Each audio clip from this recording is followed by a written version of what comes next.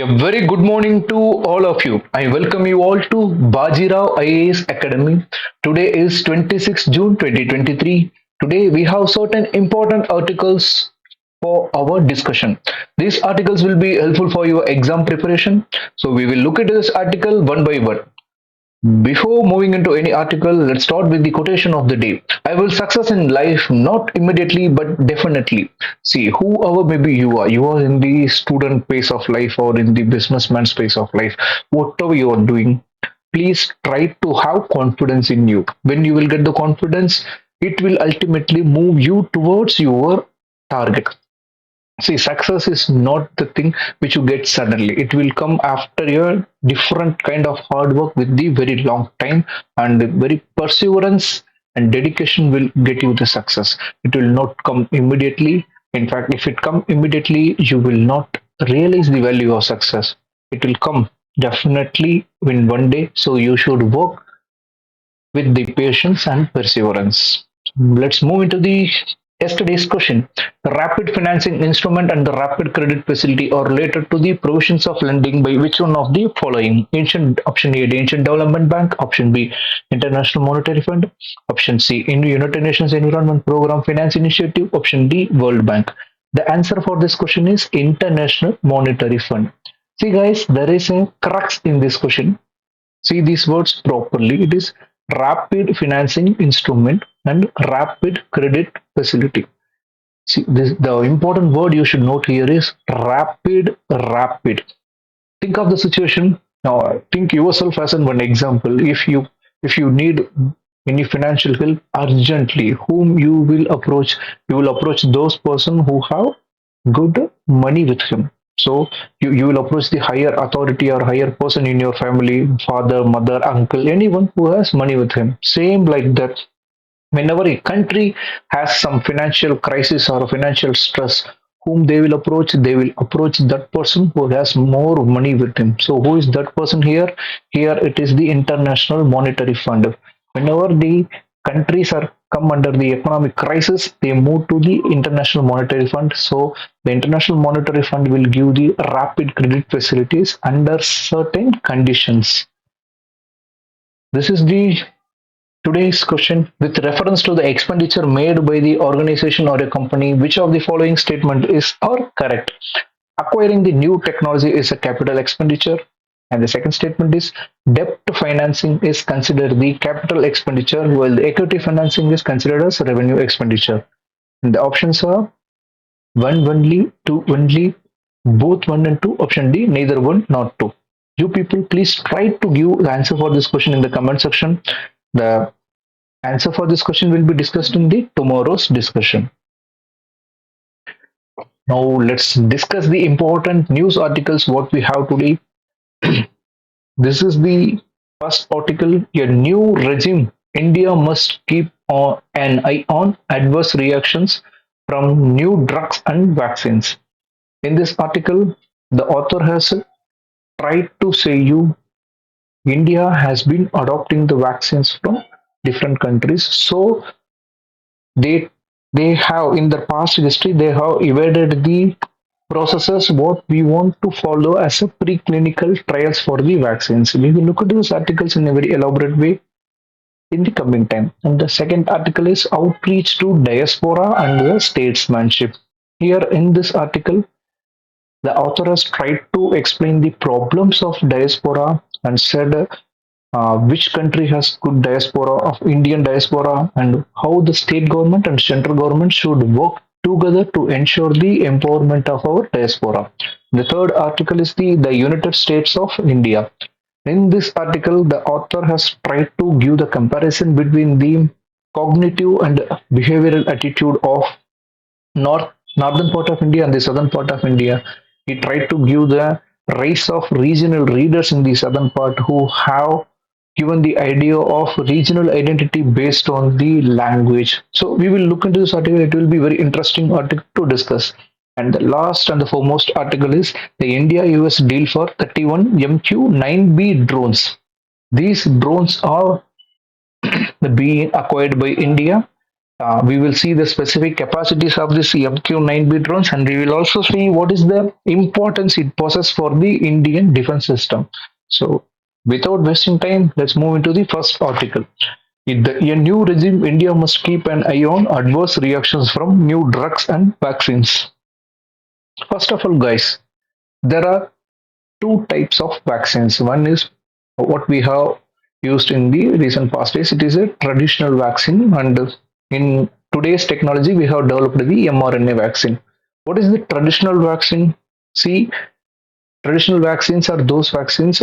It will be created by using the same pathogen which causes the disease. The pathogen which causes the disease will be killed or deactivated to some extent, which we call it as the attenuated vaccine. By doing deactivation of the pathogen, the deactivated pathogen will be injected into our body as a vaccine, so that while encountering this de-strengthened or deactivated pathogen, our body will try to produce immunity by keeping memory of that pathogen in future. If it encounters the same pathogen with much strength, our body can produce immunity. It is the basic mechanism in the vaccine development. But in recent time, we have developed the mRNA vaccine. And what is the difference? Main difference between the mRNA vaccines and the traditional vaccines?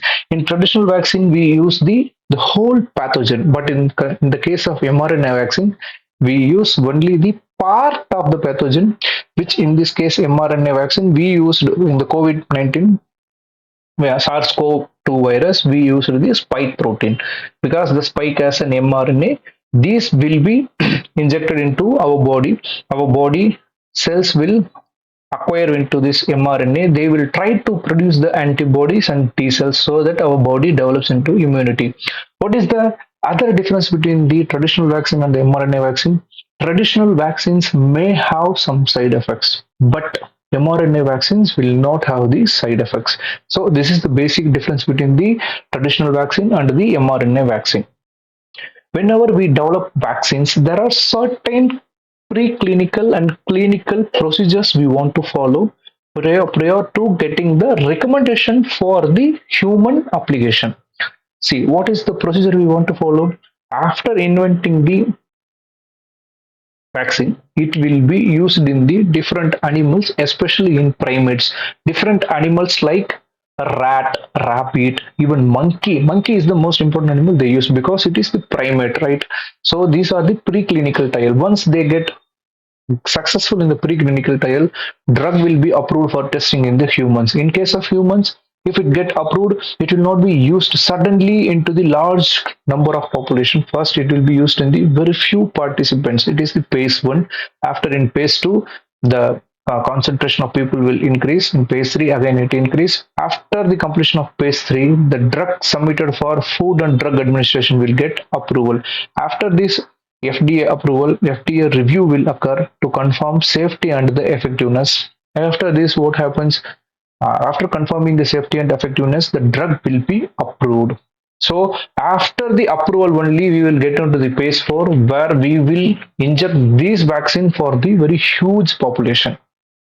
So this is the clinical phase what we follow for each and every vaccine. But what the trend has occurred in our world, in all over the world, we have got the novel situation, which is the COVID-19 pandemic. Due to the arrival of pandemic, we are under the urgency and emergency to produce the vaccine. So to develop the vaccine immediately, we all did the same mistake. What we did, we tried to develop the vaccine, but what we did during the clinical trials, we have tried to merge these spaces. So we want to do, if for example, if we want to do 10 trials, what we did, we have merged the trials and we have did only 3 trials, and we have jumped into the direct approval for the emergency use. So this is the not the actual procedure what we want to follow, but we want to follow this procedure: first phase, second phase, third phase. But what we did, due to the emergency, for the emergency use, we have looked upon or looked after these things, and we with the fast requirement, we have overlooked this process. So this is which The author is trying to convey here. In India, recently we have produced the mRNA vaccine, which is produced by the Genova Pharmaceuticals. The vaccine is called Gemco Vac Home because it is produced for the Omicron variant of SARS-CoV. Now, with this innovation, what the author is trying to say here. See, in case of our past history, India tried to import the vaccines and medicines from the other countries, especially from China, USA, and other European nations. But with this, sorry guys, with this pandemic approval, with the arrival of pandemic and with the urgency, we have tried to enhance our capacity to produce the more vaccines. So with our effort, at last we have tried to produce the mRNA vaccine and we got success in this.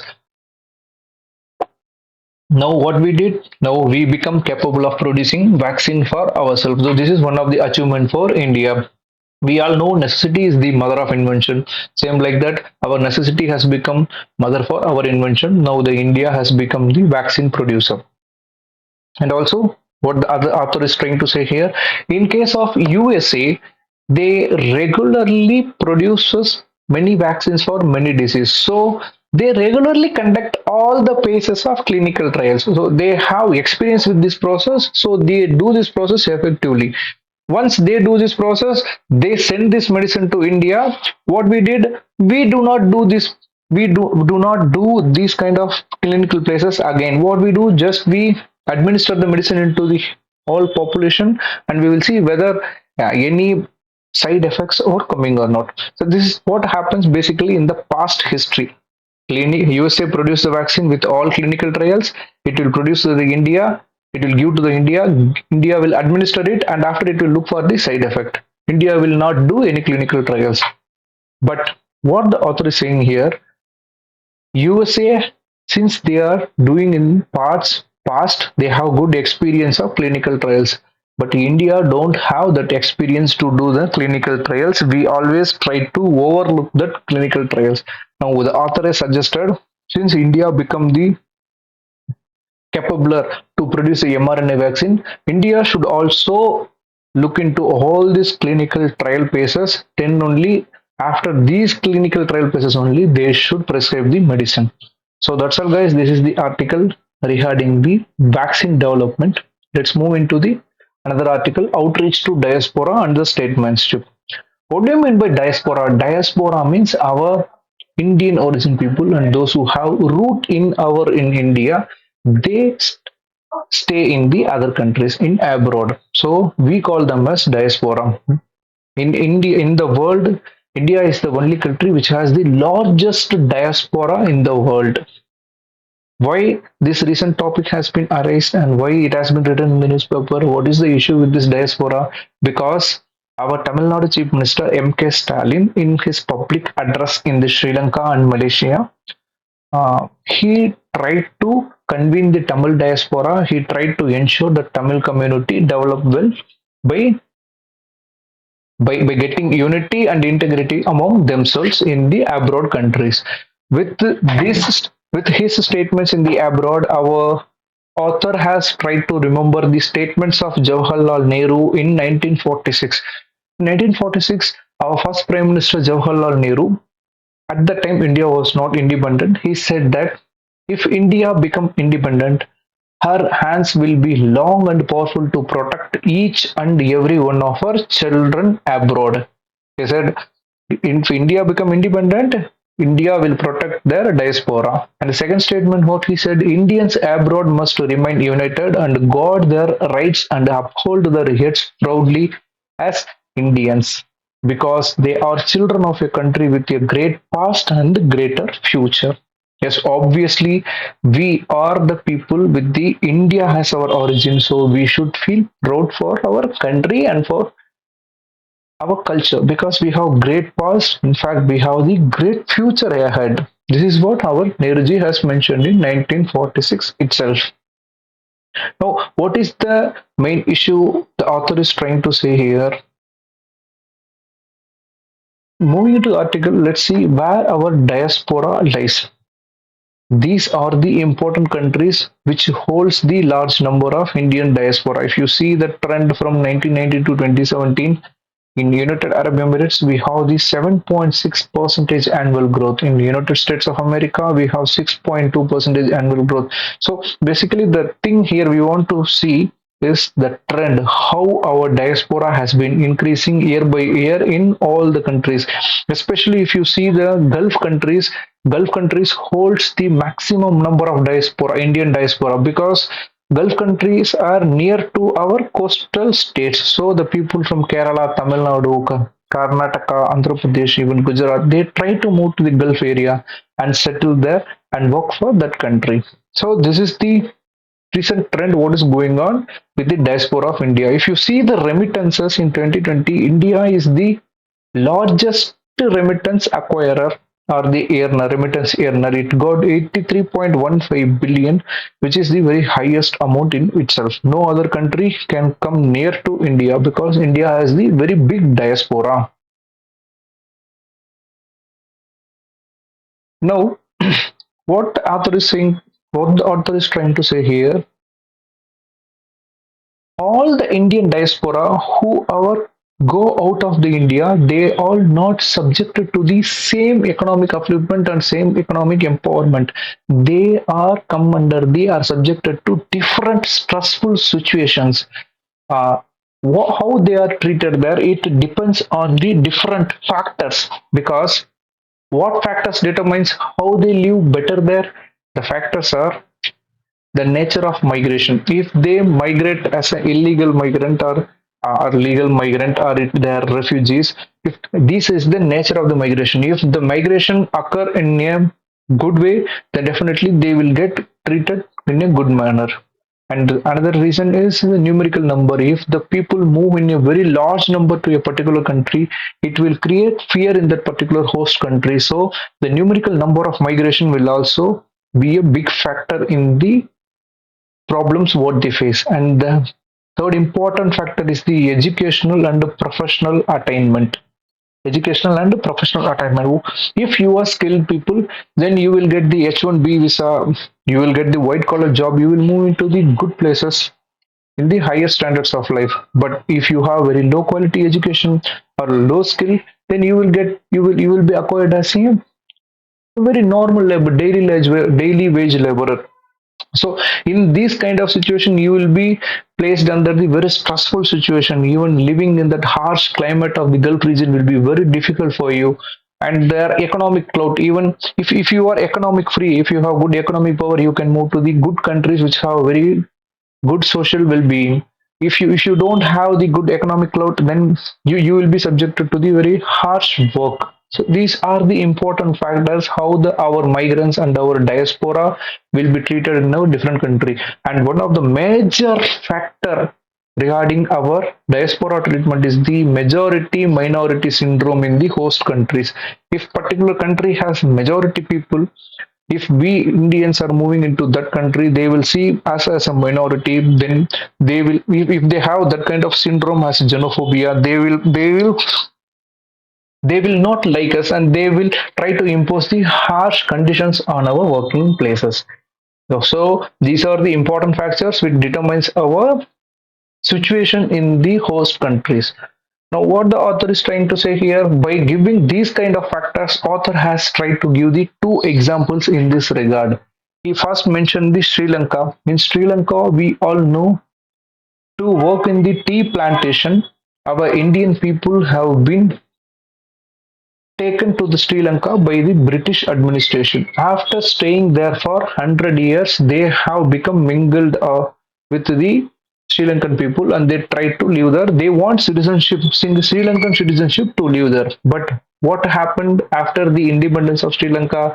Independence of Sri Lanka, Sri Lanka has passed the law to expatriate all Indian people who are staying in the Sri Lanka. Nearly 15 percentage, 15 percentage of population in Sri Lanka are related to India. 85 percentage people are Sinhala. So the 85% majority Sinhala try to expatriate our Indians from the Sri Lanka. They try to create the civil war. They suppressed our Indian people, and they thrown out our Indians from the Sri Lanka.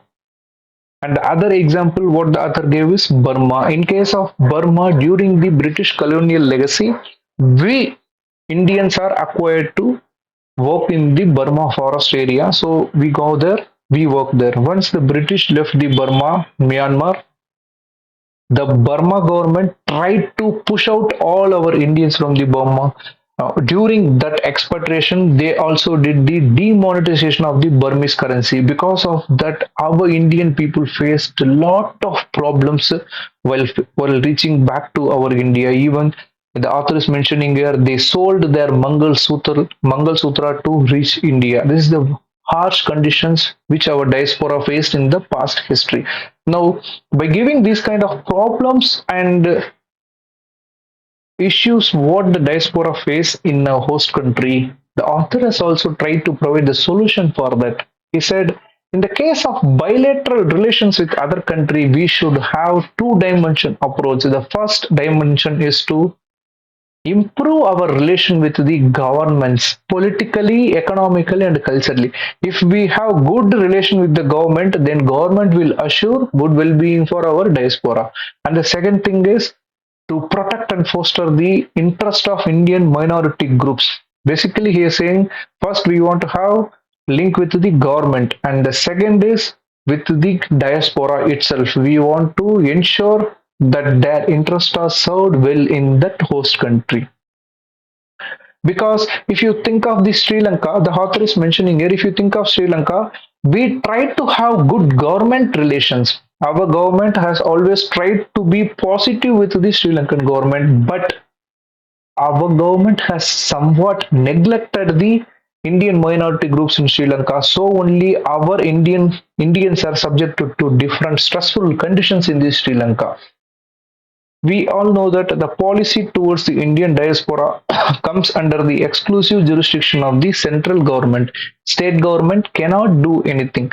So, in this regard, we have encountered the Citizenship Amendment Act, which have given the citizenship facility for those persecuted minorities who come from the Afghanistan, Pakistan, and Bangladesh.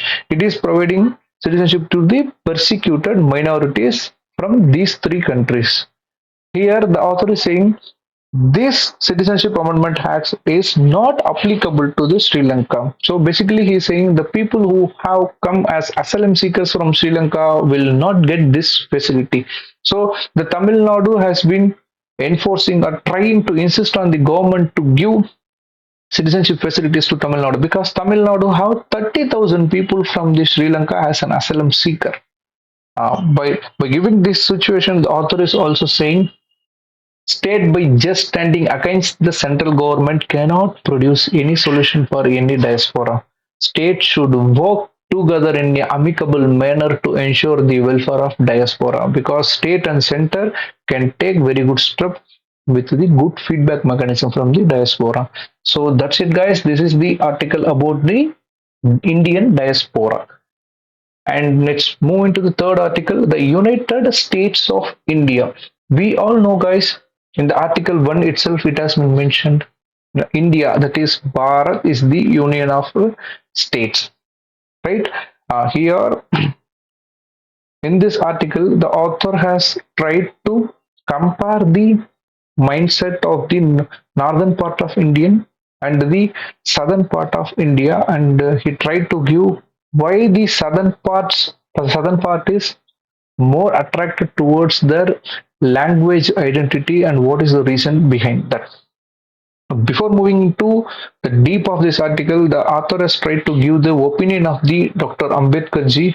In 1956, Dr. Ambedkar argued that North was conservative, superstitious, and educationally backward, whereas the South was progressive, rational, educationally forward.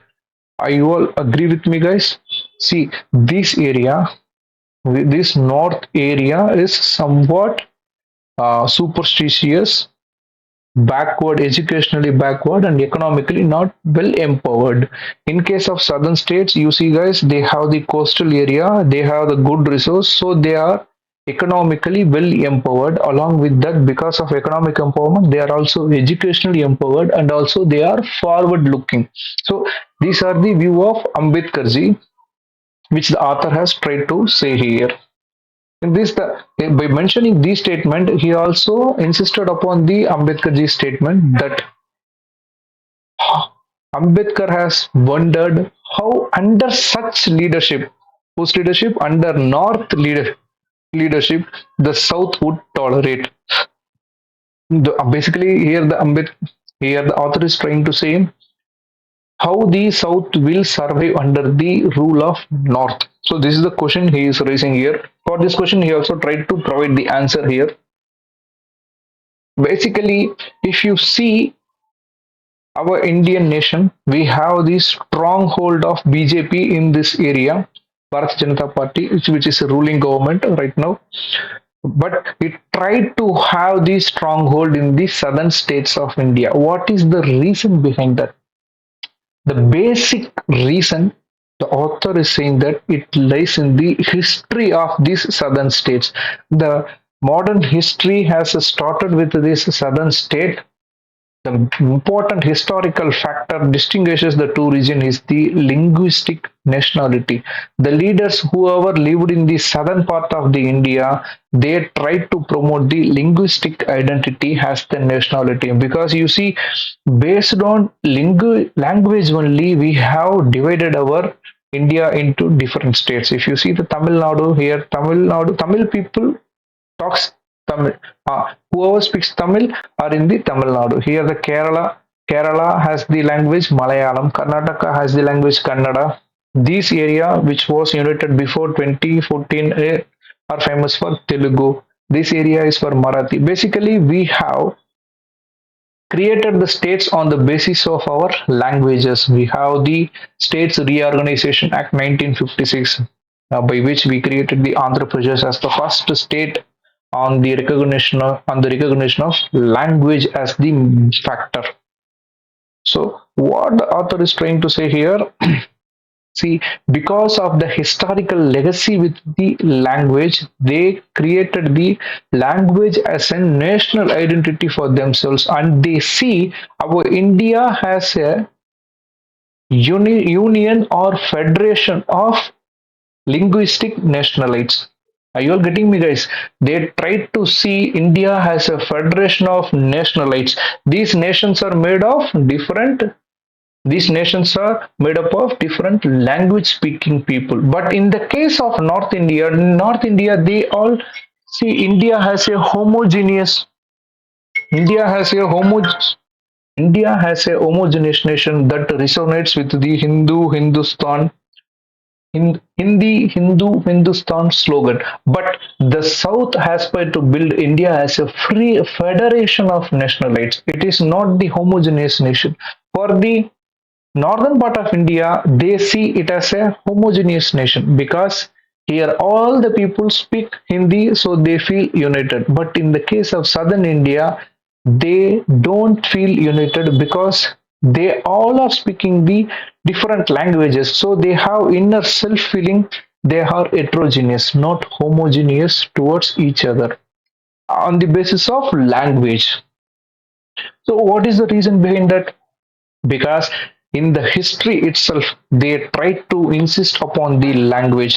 With the arrival of press, literature and printing press and newspaper, they tried to inculcate the love for the language in the southern state. This trend has become enhanced with the innovation in cinema. In the cinema, whoever propagated themselves as an hero or a leading actor, they try to propagate language as the medium for national unity. So they become famous in those states. For example, if you see Tamil Nadu, they have very famous actor Vadiyar MG Ramachandran from the Tamil Nadu. In case of Karnataka, in case of Andhra, we have NT Ramarao. In case of Karnataka, we have yes, Rajkumar. In case of Karnataka, we have Rajkumar. So these actors in the future of these states, they become the chief minister of these states, and they try to stronghold their position as the language as the identity for these states. So this trend has grown into the big tree, and till today this feeling has been surviving in this state. So this is the only reason the BJP cannot enter into the southern states.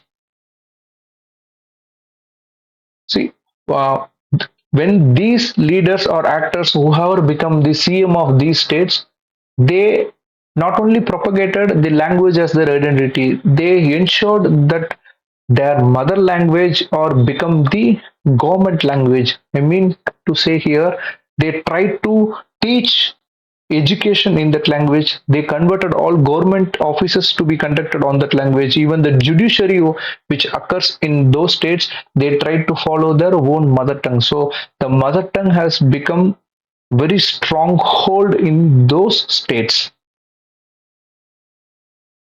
What is the factor which motivated them to have the national identity based on the language? Because those leaders are inspired by the political developments in the Europe. Because at those moment in Europe, we have witnessed the different revolutions based on the linguistic identity with the political objective of achieving the popular sovereignty. The revolution whatever occurred in the Europe, they tried to do revolution in the small states. They wanted to acquire the sovereignty for themselves based on the linguistic identity by following the same pattern as the Europe. In our India also, people try to get the sovereignty and autonomy by ensuring on the basis of their linguistic identity. They also see that linguistic identity had proven to be a secular, flexible, and more inclusive than religious or racial identities, because these religious and racial identities will create the disparity in the society. It will try to impose the discrimination. But if you see the state on the basis of linguistic identity, then there will be no disparity among anyone. So it will be proved to be a very secular, flexible, and more inclusive society in particular state. These languages would perish if India were forced into a single homogeneous nation. See, guys, the author is giving the very strong statement here. If the trend has increased, because we all know one nation one language theory, one nation one ration, one nation one card, everything one nation one account. Likewise, we are making the all India governance as an inclusive process, and we are creating the one size shoe for everyone. But the author is saying this will not fit for everyone, because if we try to create one language for all, it will threat the other languages which are spoken in the southern state. He is saying this language would perish. Underline this word, guys. These languages would perish if India were forced into a single homogeneous nation. See, he's saying somewhat correct, guys. You think of the situation here. If any Bengali person come into Delhi or Rajasthan, if they settle there, they will slowly and ultimately they will forget the Bengali language. They will not try to write. See, basically anybody can talk in Bengali, but if you want to write and read, they cannot read after once they left the Bengal region. In case of Tamil Nadu, you see, if Tamil people, even though they left this Tamil region, they come to North India, anywhere, they will read and write in Tamil Nadu because they have that much love towards their language. So don't you leave this example Bengali as an example, guys. You think about the Sanskrit, which is the one of the oldest language in the world. You think of the Sanskrit situation in India. Now, how many people know to write and read in the Sanskrit? So this is the situation. The same situation will occur to southern state also if they allowed Hindi to be imposed there. Because once they get affiliated with Hindi, they will forget and not show interest to the other languages. How we people showed our interest to our Sanskrit, we lost our Sanskrit. Many people in India, we don't know to write and read in Sanskrit. Sanskrit has been eroded. The author is saying here the same, like that if we try to create the homogeneous nation, the language of the southern India will perish. And what the conclusion he is saying, in India, some people are having the misunderstanding that Hindi will become the binding language for everyone, because a language cannot become the binding binding force for any nation. It is the emotion. It is the love towards their country will make them binding towards each other. So he's saying we should not create the homogeneous nation. So basically, guys, this article is all about the linguism and the creation of states based on the language in India, guys. Now, what he's saying, the United States of India is already has a well strength in its unity, not because of the language, but because of the people's emotion towards their unity. So there is no need to impose any particular language in any state. Let's move into the another article. The India US deal for the 31 MQ-9B drones. In this article, we will see what is the specification about this MQ-9B drones and how it will be useful for our Indian defense system, and what is the demand of the India under this MQ-9B drones deal. Basically, guys, this MQ-9B drone is well known for its agility. USA have been using these drones for the past 30 years. They have very good experience with this MQ-9B drones. First, they started with the MQ-1 series, and with the generations MQ-2, MQ-3, they have reached the MQ-9B drones. Our India has demanded the 31 drones for its navy and armed forces. If you see in this agreement, US President Joe Biden and Prime Minister Narendra Modi welcomed the India's plan to procure General Atomics MQ-9B high-altitude, long-endurance, HALE unmanned aerial vehicles. The joint statement issued last week after talks between the two leaders said. Basically, guys, our PM Modi visited there, and we have concluded the agreement that we want the drones. That's the point mentioned here. And what they said, in case of this agreement, our India has insisted that even though we acquire the technology from USA, it want the indigenous part to be inculcated in this drone. Under this agreement, we have only 8 to 9 percentage of the indigenous component in this drone. They want it to be 15 to 20 percentage of the indigenous component in this drone. Let's start with the process how we can acquire this drone. See, being a part of India, as a citizen of India, you all should know how a particular product will be purchased for the defense purposes. If defense feels it has requirement for any product, it will create the letter of request. It will give the letter of request to the Defense Ministry, and the Defense Acquisition Council under the Defense Ministry will look upon this request, and they will give the acceptance to that request. So it will become the letter of acceptance. After the acceptance, with the help of External Affairs Minister, we try to give the proposal to the nation from where we want to acquire.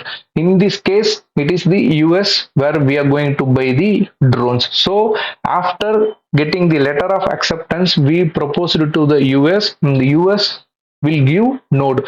Who will give the node in the US? In the US, under the foreign material supply, the US Congress will give the node, and at the penultimate decision making power is lies within the Cabinet Committee on the Security.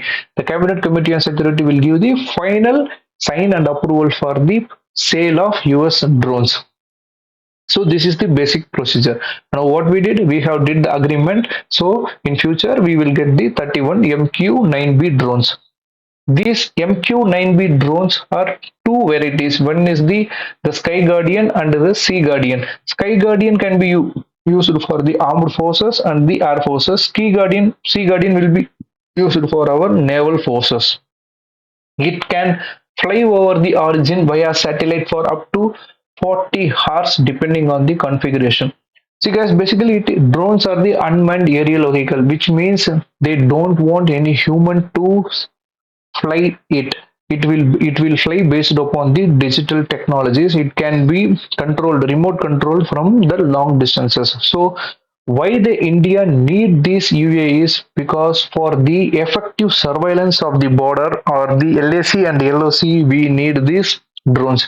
We all know, guys, in the LAC, China is trying to develop their infrastructure. In LOC, near the Pakistan occupied Kashmir, China influence has become increased. They are trying to build many infrastructure, dams and CPEC projects there. So we need the good surveillance equipment. So these drones will be very helpful for our India. Let's see in future what happens with these drones. So let's move into the short articles. Our Prime Minister Modi and the Egypt President Sisi ink deal on the strategic partnership. We all know, guys, our Prime Minister Modi visited the Egypt where he has been honored with the highest honor of the land, that is the Order of the Nile. Our Modi ji has become the first person to visit the Egypt, and he called it as the historic moment in his life because it is the his first state visit to Egypt, and they created this deal of strategic partnership where both agreed to work on the certain projects like green and renewable energy, and also they are seeing in future they will try to create the good economic and trade deal. So this is a very small article regarding the India visiting the Egypt, guys. And the next important article is Pakistan army deploying new Chinese cannon on LOC, line of ceasefire or line of control, says the official. You all know, guys, yeah, Pakistan occupied the certain parts of Kashmir. The line which separates this region between the India and the Pakistan occupied Kashmir is LOC, which we call line of ceasefire. Beyond that region, recently we have witnessed China has been encouraged to do the CPEC project, China Pakistan Economic Corridor project. So the Pakistan has allowed the Chinese army to create a new cannon on the LOC. See, this has become threat for India, and we need more good surveillance in those border areas. So only we are deploying that MQ-9B drones. Third news is Vande Bharat train to be introduced from Saharanpur to the Prayagraj, says Vaishnav, the railway minister. You all know, guys, the Vande Bharat train is the indigenously developed semi-high speed train which will move in the speed of near about 160 kilometer per hour, which is the fastest train in India. It is launched in the different areas to connect the important places. Now they are trying to connect Saharanpur to the Prayagraj. Saharanpur is in Bihar and Prayagraj is in Allahabad. You all people, please ensure you see the Saharanpur in the map. Prayagraj is in map because in the last year CDS exam, UPSC CDS, they asked map question Saharanpur and Prayagraj. Fourth question is Vikram and Pragyan to return for another tryst with the moon. We all know, guys, in Chandrayaan 2 mission, we have used the lander which named Vikram and the rover which named Pragyan.